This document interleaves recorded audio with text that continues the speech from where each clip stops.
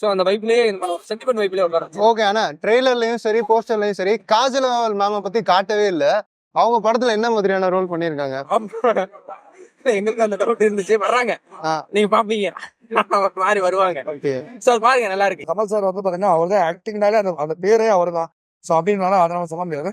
ஆனா அவருக்கு equal tough கொடுக்குற அளவுக்கு வந்து பாத்தீங்கன்னா சித்தார்த் ஒரு சீன்ல அழுக வச்சுட்டாரு. ஆமா, சென்டிமெண்டல் சீன், அந்த மதர் சென்டிமெண்ட்லாம் ஒரு சீன் இருக்கு பாருங்க. அது கொஞ்சம் லென்த்தா போகுது. அந்த சென்டிமெண்ட் அப்படியே இழுத்துட்டே தான் போகுது. நம்ம உட்கார வச்சுக்கிட்டே இருந்துச்சு. அதனால நிறைய லஞ்ச வாய்ப்பு காமிச்சிட்டாங்க.